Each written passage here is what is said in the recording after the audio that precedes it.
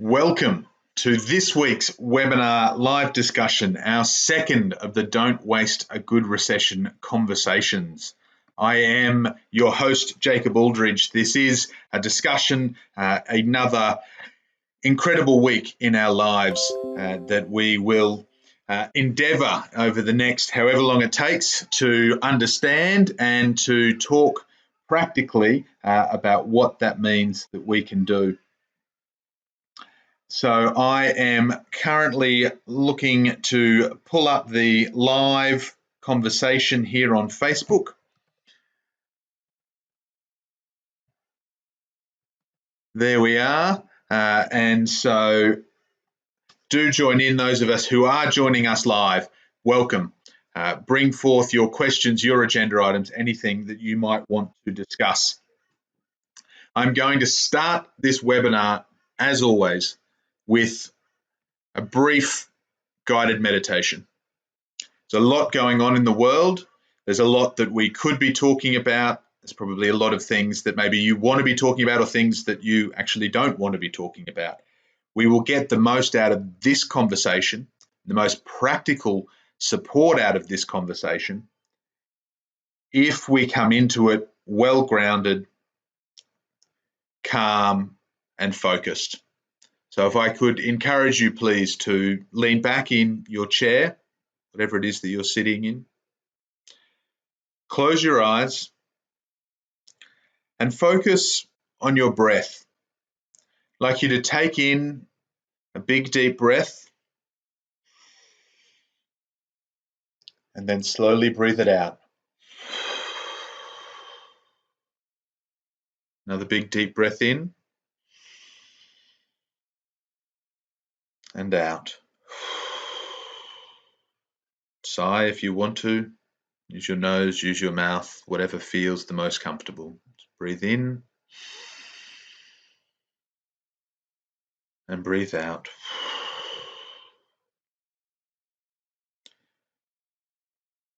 And as you let your breath go back to normal,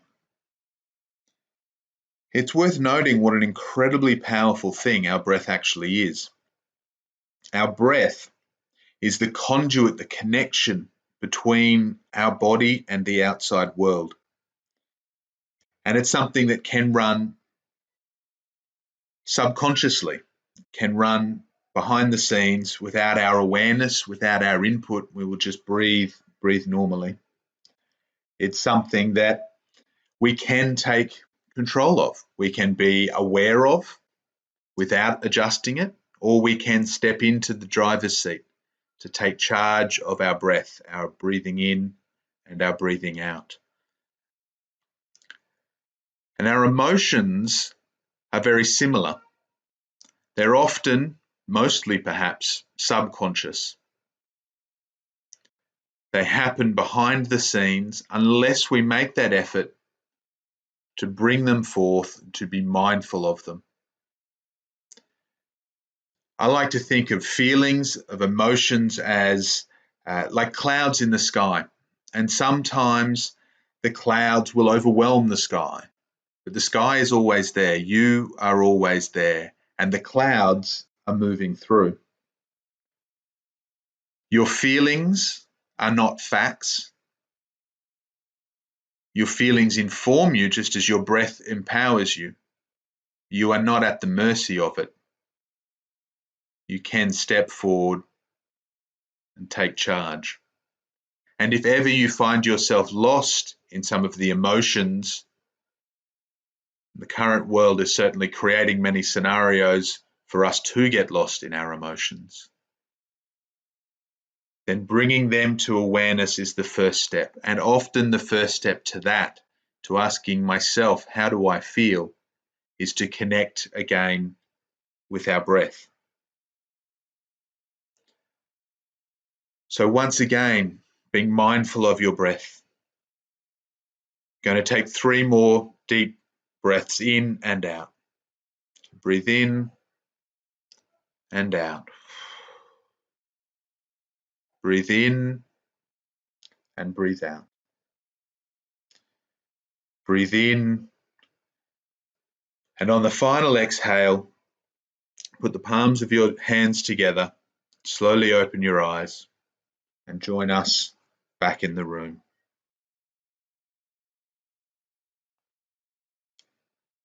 How was that? How was that for you? I got some good feedback last week around starting with the meditation. I think it's something that's important for us to do, not because I'm particularly mindful or feeling that we need to practice more meditation or any of those kind of things necessarily myself. It's really because I'm aware of myself, my experience and my clients' experience when I run workshops, that when we are present, when we are mindful, we are more focused, we make better decisions, we get more out of what we're learning. And so running a meditation at the start of a conversation, something you can do at the start of your meetings, is a way to get everybody present and to actually mean that the conversations are quicker and more powerful. Two things that we all need right now. Thank you to those of us who are joining live. Hello from Sydney, from Brisbane, certainly on Australia time. I will always also start these conversations by putting out to your agenda. Every week we're going to have a bit of an economic update, some practical guidance for you as a business owner, a business leader in the following week. We will always have space for your agenda. Every business, we're going to talk about this a little more today, is going through their own journey, their own pace, their own challenges. And I want to make sure that this conversation is as practical as possible. So now or at any point during the live discussion, feel free to ask a question, put a topic on the agenda.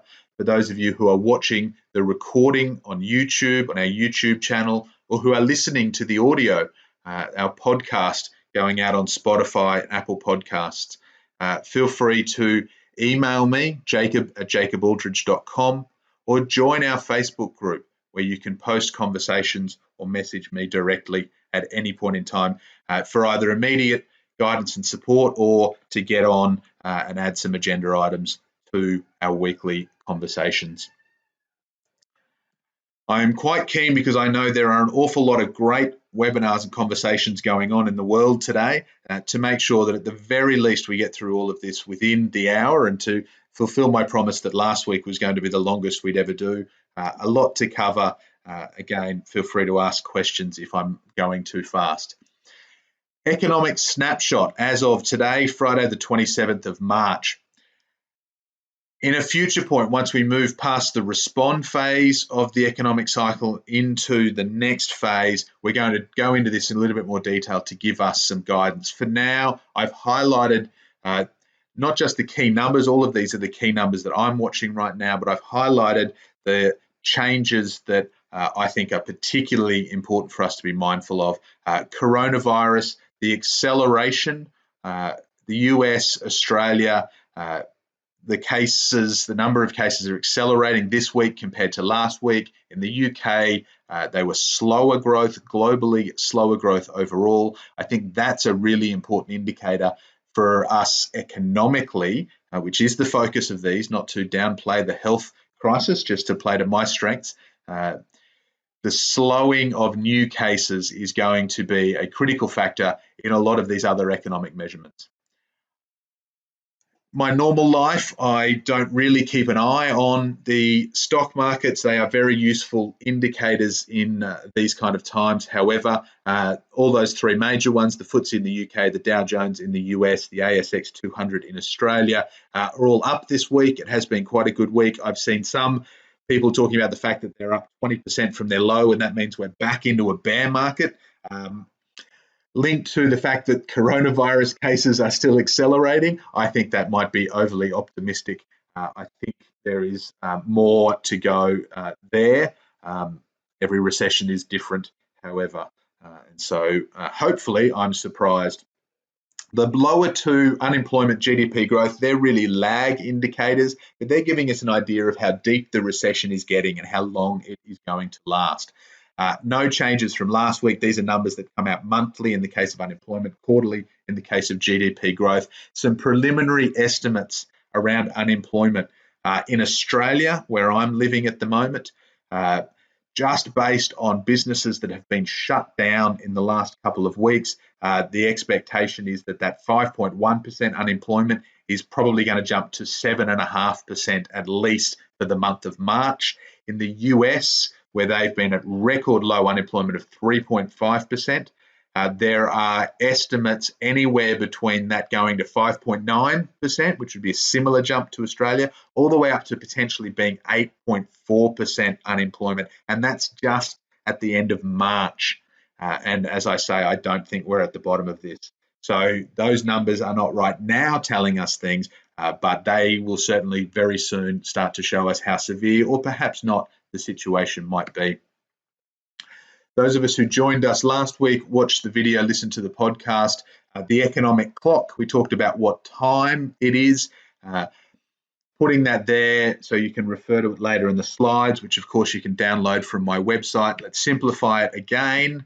Instead of going through all of the specific nuances, let's break it down into these 4 phases for your small to medium enterprise: down, the drag, the release, and the up. Or more practically, how do you respond to those? Respond, plan, execute, profit. Right now, as we've talked about, last week we're probably somewhere 1:30, 2 o'clock on the economic clock. Most businesses, the general economy is somewhere in that response phase. We're still responding to this crisis, this humanitarian crisis, this economic crisis. And I want to pull us out and have a look a bit more at the macro picture of what these economic cycles mean for us as business owners. And to do that, instead of showing this as a clock that goes round, I'm going to show this as a cycle that moves through. So you can see the numbers of the clock there. We can see the peak at 12, the bottom at 6. We can still see the respond, plan, execute, profit. So drawing it out this way, this is another way of looking at the economic cycle, the peaks and troughs, the boom and bust that we go through. And of course, the economic cycle we're in at the moment is not the first one, it's not the last one, it's just part of the journey that we go on. My question for you as a business owner is partly, where are we in the economic cycle? But more importantly, what is your journey going to be? What is the journey that your business and you as a leader are going to have with the ups and downs, the emotional elements of the cycle? Because really there are 3 ways that businesses can tackle the economic cycle. The first is that some businesses will dive. They will quickly, or which is sometimes more painful, slowly follow the economic cycle down, and they will keep going. They will keep going down, and those businesses will not survive this point in the cycle. Thanks, Jackie. Thanks for coming. Better late than never, absolutely. Now, I want to reiterate a point that I made last week. Businesses may fail, businesses will fail, businesses sadly have already failed in this crisis. Entrepreneurs, business leaders, we as humans do not fail. We have the opportunity to learn from this to come back. And there is no shame in my world, absolutely. There is no shame in shutting down a business, particularly with some of the potentially unprecedented things that we are experiencing at the moment. Now, for those that arrest that slide, that don't go into dive, and this is going to be the majority of businesses in those countries that I'm working with clients in, is that they are going to survive. They are going to very, very closely follow the economic cycle. So they will be in for a rough period as long as the economy is tough. And then when things pick up, they too will pick up again and business will carry on. The third option is the thrive, the businesses that may, yes, absolutely take a bit of a hit right now, particularly with the speed with which this recession is moving, but they won't go all the way down. They will make changes that mean that they can continue to be flat or even grow through the downturn. And then as the economy picks up, they will continue to grow, and they will continue to grow at a much higher rate than the general economy. those are the three types of businesses that we're facing. Those are the choices that you as a business owner and a business leader make. Which of those three, and feel free to drop me a comment for those who are joining us live, which of those three do you want your business to be? Are you going to dive? Are you just going to hug in and shut up shop? Are you going to focus on survival? Is that the choice that you're going to have to make, or is that the choice that you're going to make, or are you going to choose to thrive?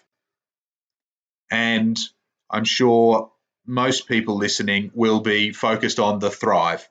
How can I, as a business owner, thrive? So it's useful when looking at, thank you, got some thrivers in the Facebook group, brilliant.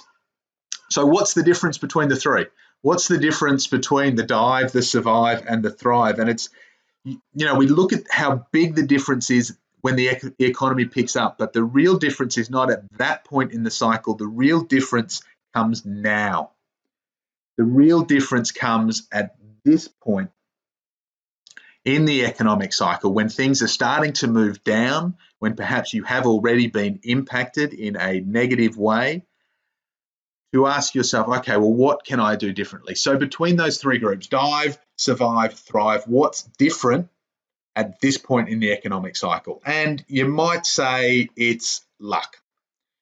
Now, when I was a kid, there were two competing bumper stickers that floated around I saw in a lot of cars. This is long before the time of the My Family stickers. And I always thought it would be brilliant to have both of these bumper stickers on my car to acknowledge the fact that both of them are my reality true. So when it comes to luck, let's be honest, shit happens. I know some of you who are here on the live call, many of you who are in the group, and that's not an esoteric statement. Shit has happened to you. I've spent a lot of this week calling up a lot of my business network, business clients, and there are some businesses, one in particular I know, I spoke to him about 2 months ago, and they were in the best financial position they had been for forever. Long-term business, pre-GFC, made it through the GFC, strongest financial position they'd ever been in as a business and as a family, and they are looking at 100% revenue decline in the space of 2 weeks. Shit happens. I am also acutely aware, and this is the flip side, that magic happens. Now, if you invested in Zoom, for instance, video conferencing software, their stock price, they listed just under 12 months ago, I believe, their stock price has doubled in that 12-month period. There are businesses in IT and cybersecurity for whom this crisis, again, if we just focus on the business side, has been incredibly, it's good luck. It's been brilliant. And so that's something to be mindful of with luck, that it can mean shit happens. It can mean magic happens. We can't discount that. Some businesses will dive right now through no fault of their own. Some businesses will thrive right now through no conscious choice of their own. I want to reinforce this belief, though, this statement. And I've got a quote up from Grant Cardone: use your actions to create luck. This is a firm belief of mine. I hold a worldview that puts a lot of responsibility on me for creating my reality, over and beyond luck, to take full responsibility for that. Even one step removed from that, we have the power to influence how lucky we are.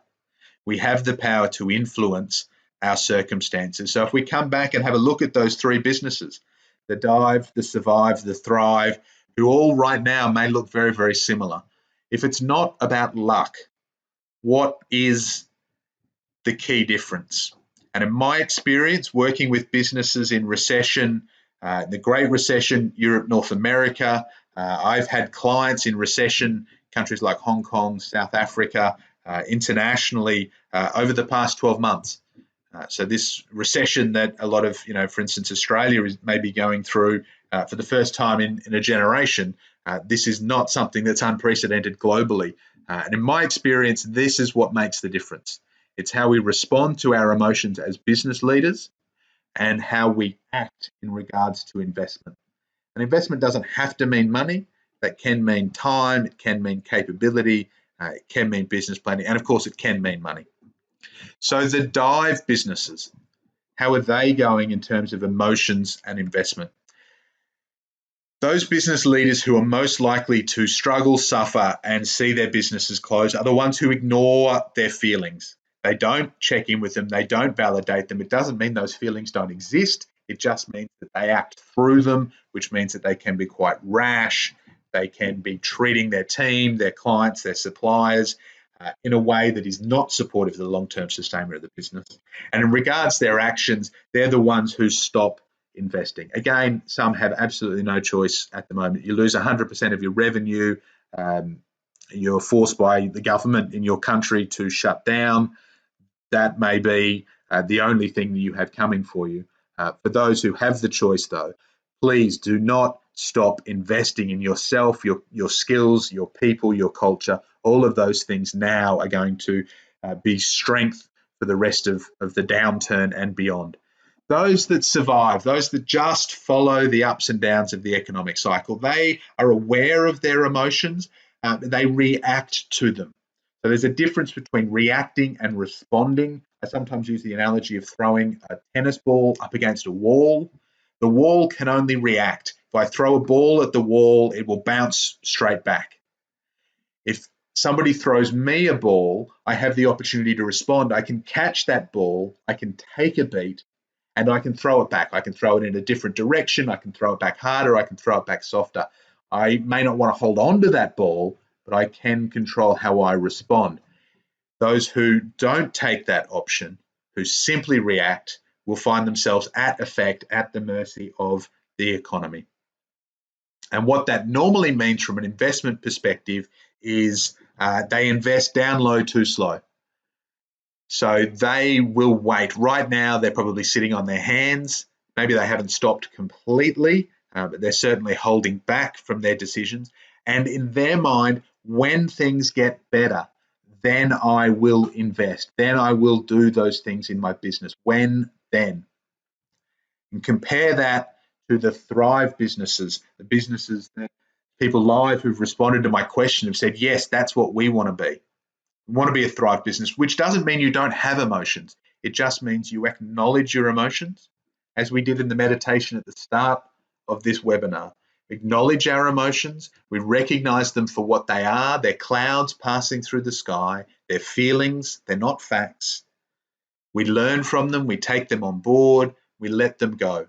We respond. We don't react. We don't ignore.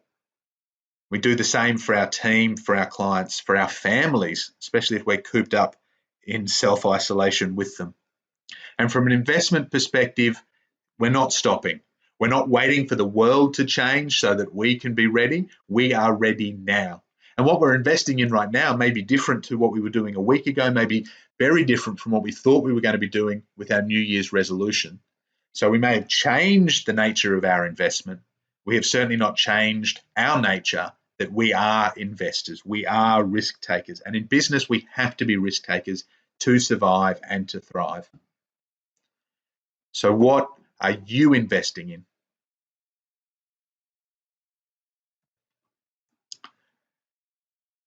A diagram we will come back to many, many times. This is that economic cycle that lists a lot more of the feelings at various times so that we can listen and acknowledge our feelings and use that to gauge where we are in the economic cycle. Overlaying again those 4 phases: respond, plan, execute, and profit.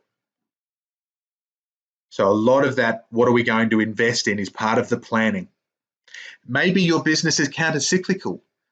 This is one of my businesses. Don't Waste a Good Recession, which has been sitting, I've had the plan all the way through the good times, all the way through the economic boom. I started putting out videos around preparing for a recession in 2018. I made choices with my money in 2018, awaiting an inevitable recession. So I've gone counter-cyclical to the broader economic cycle with this product. It's a counter-cyclical product, which meant as soon as the economy as soon as the markets dropped by 20%, we went into a bear market. That was my release point to execute. And hopefully, As we will see, I'm here helping, I'm here responding, I am here with abundance and love and transparency and generosity, and as a business owner to make sure that my business thrives through this economic downturn. For my other business, my consulting business, and for many of the people tuning in here, we have a cyclical business, not a counter-cyclical business, which means right now we continue to be in the respond phase. So, what then are we responding to this week? If you didn't catch last week's video podcast, we caught up on a lot last week, being the first one. We talked about getting a coronavirus policy, a work from home plan, a team communication plan, your cash flow forecast, and your self-care plan. All of those are still relevant. It's amazing to me that that was barely a week ago when we were talking about if you have to work from home, and how many businesses in the past week have found that choice taken away from them. It's a crazy and fast-moving world that we're in right now. If you haven't done some of those things, rewatch, download the slides, which you can do in the Facebook group or on my website.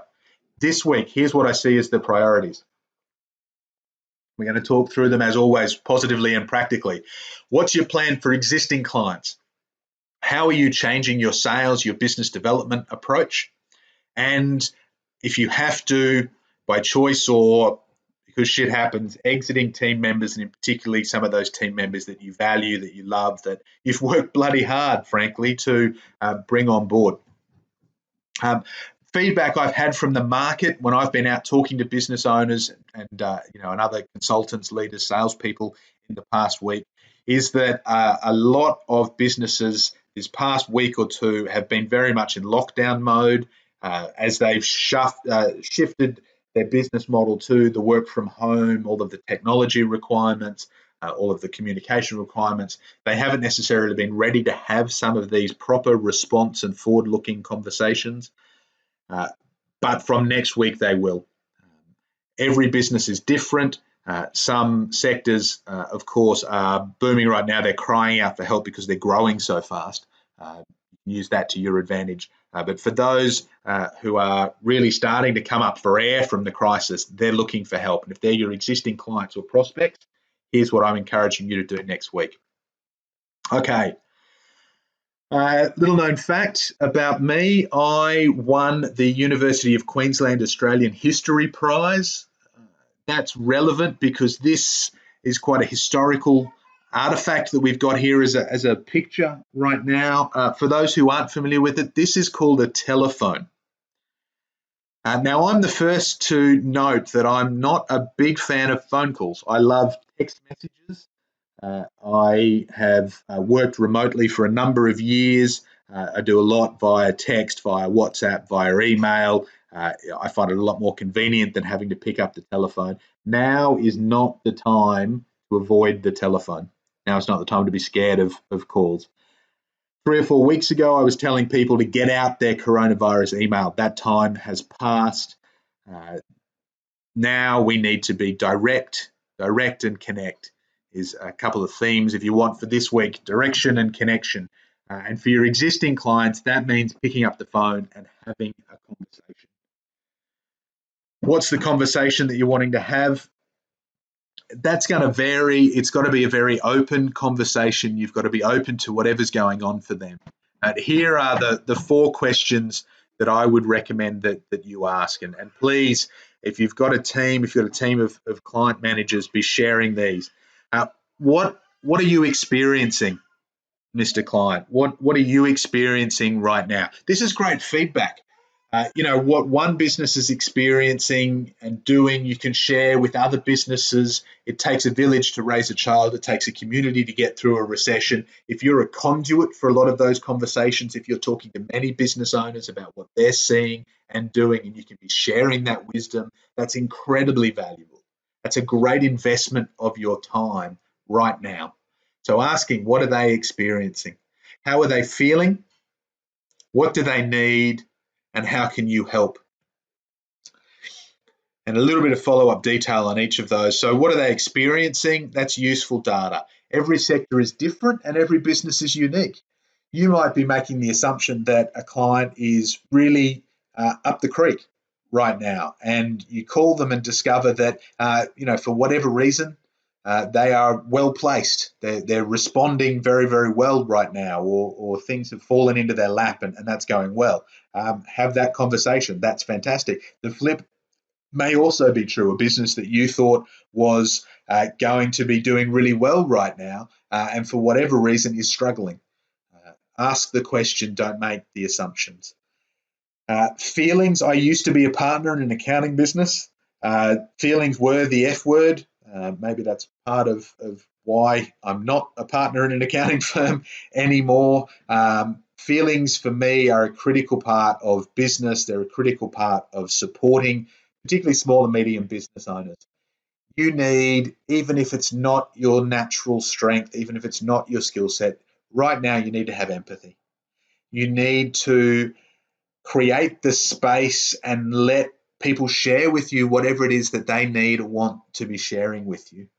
You don't have to buy into it. You don't have to solve those problems. You just have to be there. And for some people, you may be the only real support they can get. If they're really hurting, that's a difficult thing to take home to their spouse. That's a difficult thing to take to their team, who are also worried and may read too much into it. Having a trusted advisor or a team that will listen to you, incredibly valuable. So don't underestimate just being there, asking the question and listening in terms of how you are helping. One of my favorite questions in sales, one of my favorite questions for existing clients, you're looking for the next sale, is what do you need? What do you need right now? Most business owners are very in touch with their intuition. Gut feel, they know what they need right now. They know what their business needs. Ask that question. You'll often have to have created the space. These questions are in an order for a reason. They may not go like that when you have those conversations, but if you're having the feeling conversation, you're getting into the feelings, the intuition, that's the best time to ask, what do you need? Even if it's nothing to do with you. You're not asking, what can I do? You're asking, what do you need? And the follow-up question may be, how can I help? To which I would ask, can you help? It's quite possible right now that you're not in a position to give those business owners what they need over and above being there and listening to them. And so one thing that I would greatly encourage you to be leaning on, not just calling all of your existing clients as soon as you possibly can this week, but also checking in on all of your referral partners, your business networks, your community. You may not have all of the solutions right now. Heck, none of us do. But your network probably are able to help. And I'm going to reference a couple. Last week, I talked about some HR advisories, some CFO accounting companies, bookkeepers who are doing great things. We talked about cash flow. I went to the experts. Some of those are quite relevant right now. Maybe there's lawyers, maybe there's lease negotiations, maybe there's people who are on top of government grants, whatever it might be. Tap into your network, find out what they're doing to help their clients, because they may be able to help your clients as well. It takes a community. Whatever you do this week, do not send an email with the words coronavirus or COVID in the subject line and think that that is sufficient for touching base with your clients.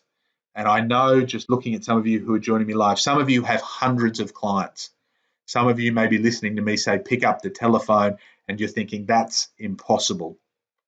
Look, working from home for a lot of businesses was impossible a week ago. Shutting down the borders of our country was impossible a week ago. As Audrey Hepburn said, even the word impossible says I'm possible. And even in these circumstances, we must find ways to do it and to be there and be human, not be at the end of an email. Which flows into the second priority that I've got for us all this week, which is changing sales, changing business development. I've been running some great training sessions with my clients this week on this subject. One of my clients overseas, so they're a couple of weeks ahead of Australia in terms of shutdowns and schools and everything going online. They actually had their first instance of a client. They normally have a 2 sales meeting process. That's what they find on average it takes to close a deal. It takes 2 sales meetings, which can take a month in between. Have a meeting. Okay, let's compare diaries. Right, have my people call your people. A month later, we come in, we close the deal. They had both meetings on the same day because it was all virtual. There was no commuting.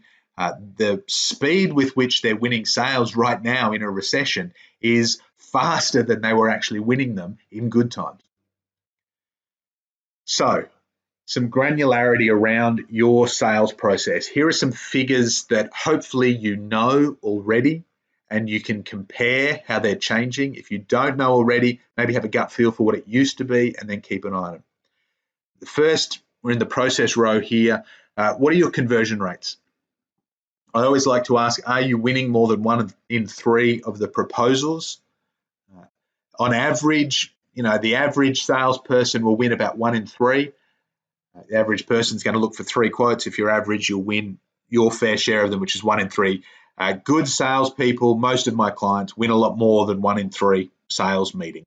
They've got a process. What were your conversion rates like? Start keeping an eye on them. Are they getting better? Are they getting worse? If they're getting worse, what do you need to change? If they're getting better, what's changed? Make sure you're sharing that with your team. What's the time of your sales cycle and your cash flow cycle? So for me, my business advisory business, I have a 3-month sales cycle. It takes 3 months from me ramping up marketing and sales activity before I start working with my clients on average. And then it takes another 30 days for me to invoice on average, end of the month, and 30 days on average, despite my 14-day terms, for my clients to pay. So my whole cycle there is 5 months long. It's 150 days. If I started sales activity now, I wouldn't expect cash in my bank for 5 months. This is why focusing on sales at this time can crush your business if cash flow is what you need. But what are your times? What's your cycle? And start again seeing how that's shifting. Are sales happening faster? Are they happening slower? What do you need to change? Is cash flow happening faster or happening slower? In particular, for work that you've already done, get that work in progress sorted, get those invoices out. Don't wait for the end of month. Get the invoices out. Make sure that you're chasing debtors in a very timely manner. Now is not the time to be the bank for your clients. Have you got a clear process around nurturing your prospects? And have you got a clear sales meeting process for when you're sitting in front of, virtually or otherwise, a potential client? And for those of you who do have e-commerce businesses, online businesses, maybe you sell a lot digitally, you will definitely have a nurture sequence, and you will also have that sales meeting process is your landing page, it's your squeeze page, it's the order page where people are going to buy. Have you got a clear process for how that runs, how that is built?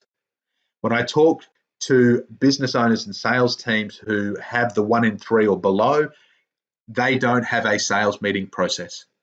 If you want a sales meeting process, the download page for this week's webinar on my website will have a link to a specific video where I explain mine. It's called the Gratitude Sales Model. I also detail that in my book, my most recent book, which came out in January. That book, incidentally, it's called the Startup Business Guide. Right now, there's a lot of startup businesses, a lot of new businesses. There's a lot of you who will be creating new products. You're essentially creating a new business. So don't be put off by the fact that that business targets startups. You are a startup. And if your business is starting to struggle, it may be because you didn't implement some of the things that we recommended for new and young businesses.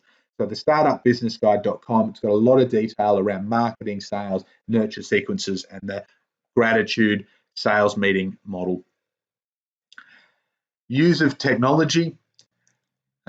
There's an awful lot. I'm not going to go into, there's a lot of webinars, a lot of discussions. I'm putting together a checklist for some clients, for example, around how to use technology like Zoom in a sales meeting. What's different? What's the same? For me, the main difference is in a feeling space. It's harder to gauge feelings, to gauge body language. It's harder for me to hold the space in a remote sales meeting. However, there are some incredible advantages. Being able to share screens, being able to do it without a commute. There's a whole lot of benefits to doing sales meetings technologically. Across all of these, the key message in that process space is what are you doing? How is it working? Do you know? And if it's not working and not working well enough, what do you need to tweak? If you've got a big enough team, be sharing these conversations. What did you do last week that worked? Or what could you do better? What could do differently? What are we all learning? We're all in this together. Style. The style of your sales meeting has to change in these situations. Right now, your clients are looking for leadership. Assuming they're not in New Zealand, they're not getting it from their government, and they will be feeling lost. They will be feeling at effect, and they will be looking for a leader to help guide them through what we're going through. So connection and direction is two key themes for your sales process. Connection is that empathy piece. What are you experiencing? How are you feeling? Here's what I'm seeing. Are you seeing the same thing? Never more than now do we need to be clear that this is a human-to-human relationship. Find that connection, build that connection, and then give direction. My sales process historically has tended to be fairly relaxed. My business is at a point where I'm not chasing new advisory clients, and so the ones that I get through referral, I don't need to push them. I don't need to do the hard sell. And I'm not encouraging you now to do the hard sell. I'm just pointing out that you need to connect the dots more clearly now than perhaps you are used to. Where in the past you might have put a proposal in front of a client and let them think about it, right now you need to be very specific about the next steps. This is what we are going to do with your business, is what we're going to do with your life, your family, your will, your superannuation, your rental property. This is what we're going to do. This is the outcome that you can expect. This is how much it's going to cost. This is the return you're going to get on that investment. These are the benefits that are relevant to you. And as always, linking those back to that connection piece, what is actually important, what really matters to this person. You may need to tell some prospects that they're idiots right now. Use your own language, but as I talked about in those three types of businesses, the dive, the survive, the thrive, there's a lot of people who are panicking right now and are buying into the panic or ignoring it, hoping it goes away. You have a duty of care as a salesperson, as a business development manager, to pull them out of that, to give them a metaphorical slap around the face and say, no, it doesn't have to be that way. Again, in good times, people are making silly decisions. They might work out. You don't know everything about their business. Maybe there's some things you're not aware of, and that is actually the right decision for you. Right now, show some leadership, be clearer, be more direct. So your style of sales is probably going to change. The product, the packaging, again, talk about this for a month. Maybe you have an entirely new product right now. Mr. Books here in Brisbane, they're the florist that we tend to use for a lot of gifts, thank you gifts, birthday gifts. They are not doing flower delivery right now, they're doing fruit and vegetable delivery. We hear trades who are shifting to DIY. If we can't come out to your home, here's how we can help you do it yourself, and of course, ship you the products that you might need. What you're selling right now may be an entirely new product. It may be a pivot. It may have changed. You're going to respond. Obviously, that makes your sales process different. Don't forget as well something we touched on last week, bundling versus unbundling. You may have a product at the moment which is a whole lot of different services that you provide, great value, as a single bundle of package, bundle of services. Right now, maybe you need to unbundle that. You need to only offer, I'll use property management as an example, where maybe you need to be, only offering things like arrears chasing or QCAT tribunal things, and not necessarily doing the inspections or the weekly payments of rent. Look at how you can unbundle your products and services. That may lower the price, may make it easier for somebody to buy right now. Similarly, if you've got a whole lot of different services, now might be the right time to bundle them together to be able to show a whole lot more value. And again, perhaps at a lower price, perhaps at a higher price, perhaps your price doesn't change. Your just value proposition shifts because you're being clearer and more direct about these are all the things that we will come in and do. We used to give people a shopping list. Right now, people don't have time to decide. You need all of this. Let's get started. The last point around how your sales might have changed. is the pricing question. You may have seen my LinkedIn, Facebook, Twitter, I put out this week the question, did you register as a charity recently? I got a few people who sort of thought for a moment that they should, that I was sort of saying that there might be some extra government benefits if they did register as a charity. Have I missed the time to do that? What I was getting at is that we are in business. Money is energy. We're all going to need energy to get through this, just to survive. And certainly the businesses that are going to thrive through the next 2 years plus are the ones that are going to keep the energy flowing. And that means they're going to keep the money flowing. Your pricing, your marketing, product, customer service balance may change at this point in time. You may find yourself giving away more upfront. I've seen a lot of pre-products, products for prospects that used to be sold at a nominal fee, which are now being given away. There's a lot of customer service. There's a lot of value add extras that maybe you used to charge for as an upsell, which are now being given away for free. I understand that getting that balance right and changing that balance may be part of your business model. Just don't buy into the temptation to throw your hands up, give up, and give it all away.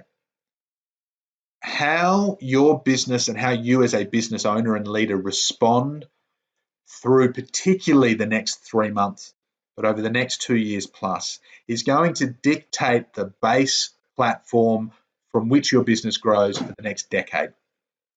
If you start giving things away, if you start undervaluing your expertise, undervaluing your team right now, then you're setting yourself up to continue that, to carry that forward for the next decade. So yes, absolutely, it's easier to work for free right now. You don't have to do much of a sale if you're going to work for free. That is not good behavior, good business practice for the long-term future of your business and for your brand. If people remember you as the person who did things for free, if you're a premium service, that's going to jar at some point when you have to stop doing them for free. So I'm not saying don't be generous. Generosity is one of my values. You can combine it with transparency. Be clear about where your business is at. You didn't become a charity. Don't fall into that trap over the next few months. And please do share. We'll put out a question next week around how people are seeing sales changing in their business. I'd love to hear what you're seeing and experiencing and share some more of my feedback as I talk to more and more businesses. Okay, third and final, what do you need to do to respond this week? I thought about putting this one first because I know for businesses who are having to do this, it is really the top priority.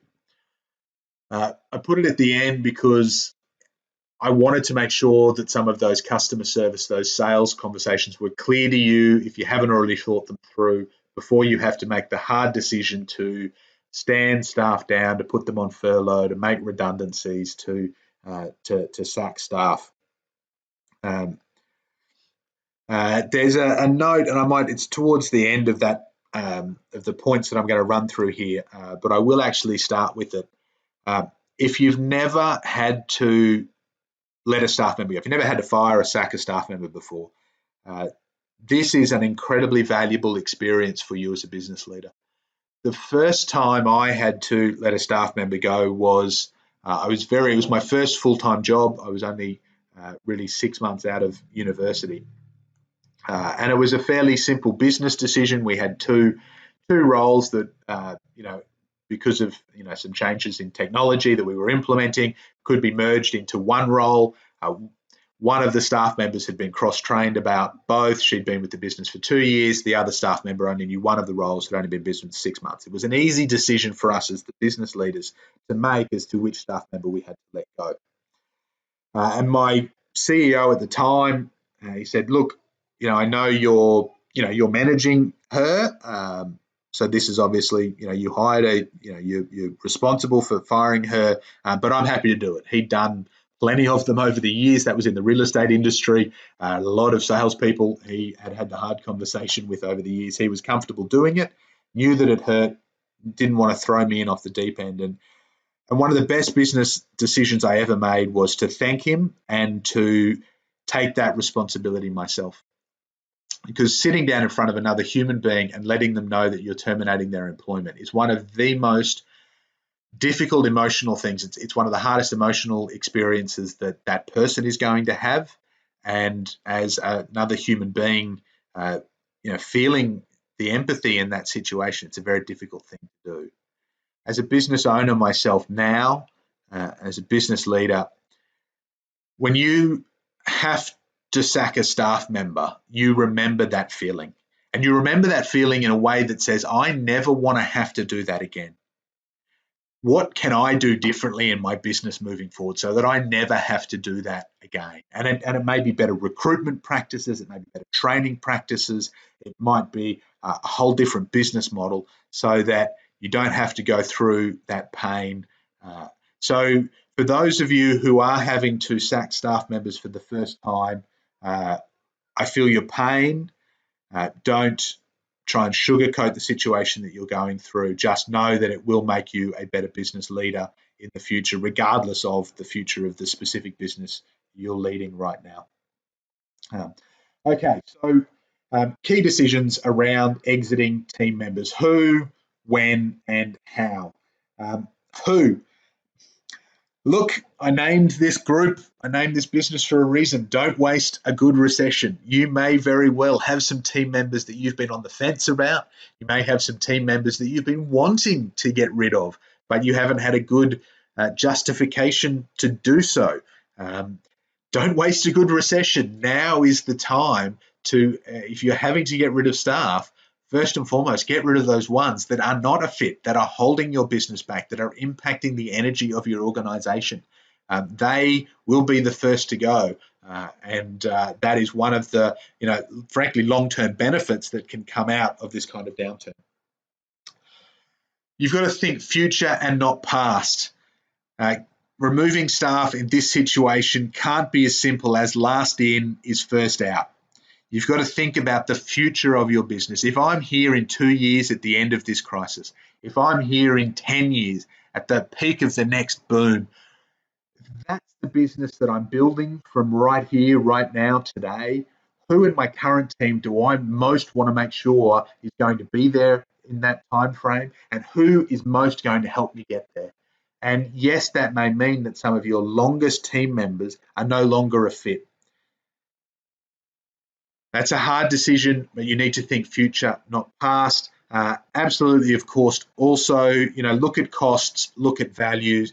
This is why middle management are often the ones to go in these situations. They cost more than the staff that they manage, so there's more savings to be had, and the value that they bring, especially when there's not a lot of work on, is a whole lot less. So weigh those up, link it to your cash flow planning in order to make the decisions. Two little tools that can help with that. Just do a list of your team members, Peter, Paul, Mary, Tom, Ricardo, Harriet, whatever. Gut feel. How are you feeling about them and how they work in your business? Is it a tick? They're fantastic. Is it a cross? They're a pain. Is it a neutral? They're sufficient. They're good. You're happy enough with them. Go through, trust your gut. Any of those crosses, they are possibly the ones that you are going to have to let go. Operational considerations aside, of course.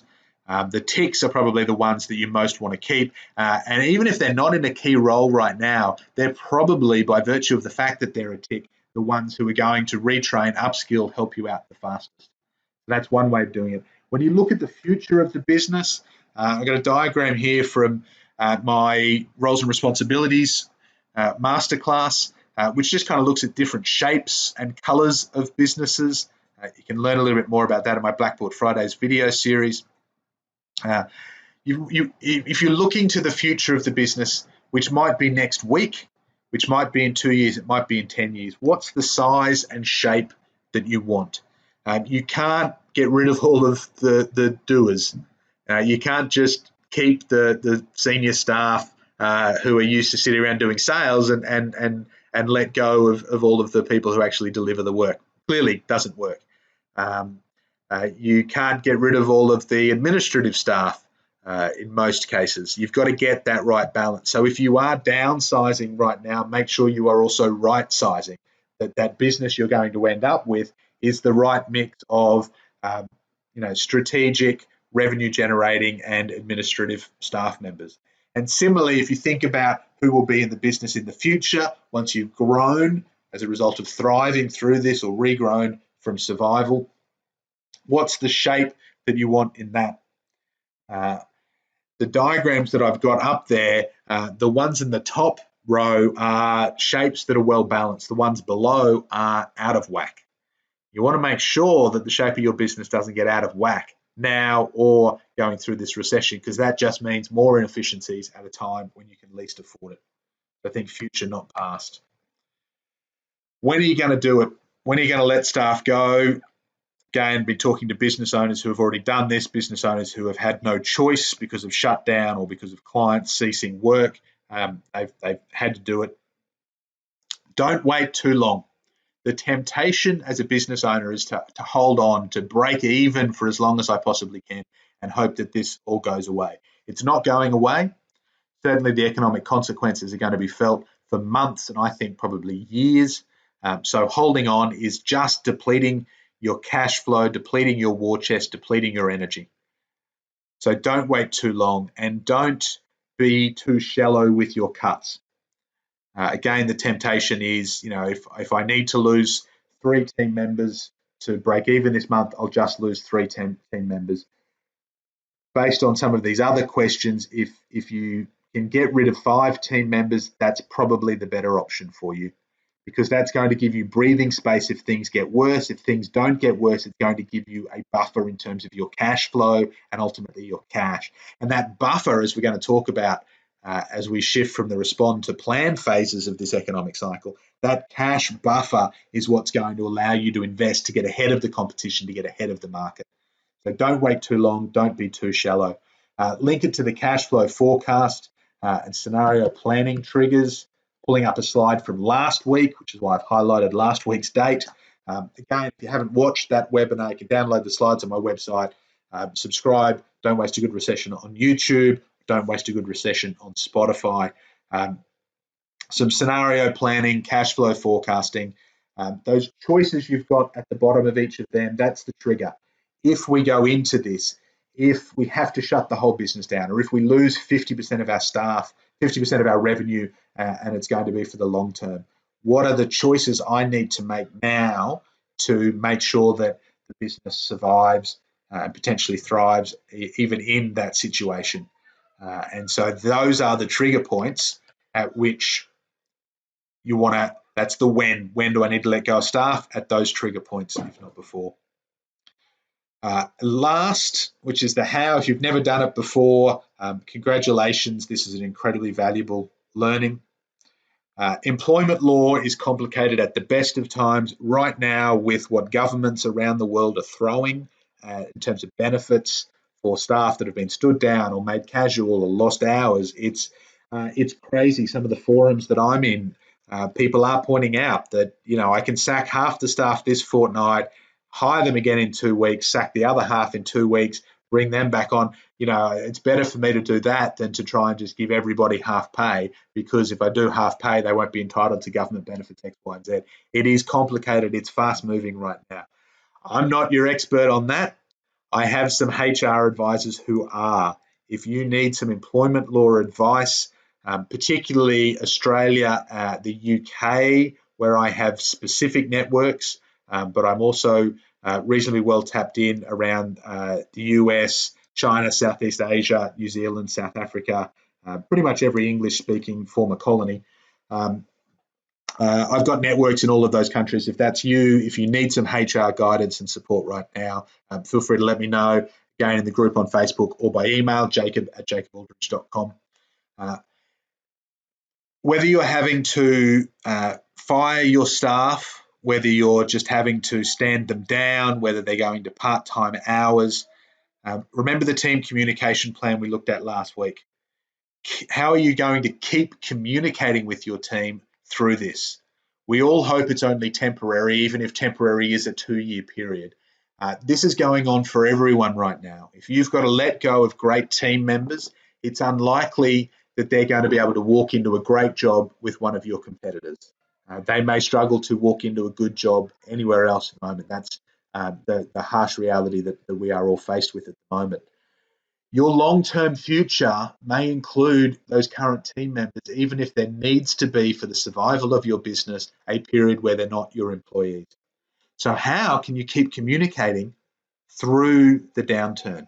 And that can be, a Facebook group, a LinkedIn group. You can set up an alumni group of all of those team members. You can formalize it. It can be, the coronavirus victims of XYZ Proprietary Limited, where you can be getting together. Create the forum. WhatsApp group is another common one that I'm hearing a few businesses doing. It gives you an avenue as the business owner to keep people up to date. Hey, great news, we've managed to retain, such and such clients, or, great news, our commercial landlord has given us some relief, which is going to help the business. If you can keep communicating with those team members through the downturn, you are going to be in pole position to rehire them, to bring them back into the fold as soon as your business circumstances allow. So don't see this as goodbye, as farewell. See this as au revoir. See this as we will see you again soon. And then don't wait. Don't think that I'm going to be able to pick up the phone in 6 months, 2 years' time and re-kick things off. Keep investing in your staff. Acknowledge their emotions. Don't share your great news. Great news, guys! My riverfront mansion is now mortgage free for 6 months. That's not what you're sharing. But keep giving them the real news about your business, some of the positive news about the business. Let them feel the love, even if, unfortunately, they're not going to be feeling a paycheck from you. Final check-in. You can see why, and this is a space for those who are joining us for the first time. If you do have any final questions, thoughts that you want to share, if there was anything specific and valuable that you got out of that discussion, please do post a comment either live on Facebook or on YouTube, on your podcasting app. You can see why we start these with a meditation, to try and get us calm and grounded and present and focused for all of the things that I want to bring. I'm going to start on YouTube cutting these into chapters, so that if you want to rewatch a specific chapter like that sales training or the exiting staff members, you can just jump into that. We have covered a lot again this week. There is a lot going on. Thank you for those of you who have sat through and watched it all, who've supported, who've contributed some of the comments and likes, etc., to the live thing. I do hope that this is continuing to help and support your business. Final actions for this week, apart from those specific ones. If you haven't yet, join the Facebook group, facebook.com/groups/Good Recession. Subscribe on YouTube, get those chapters, the whole video.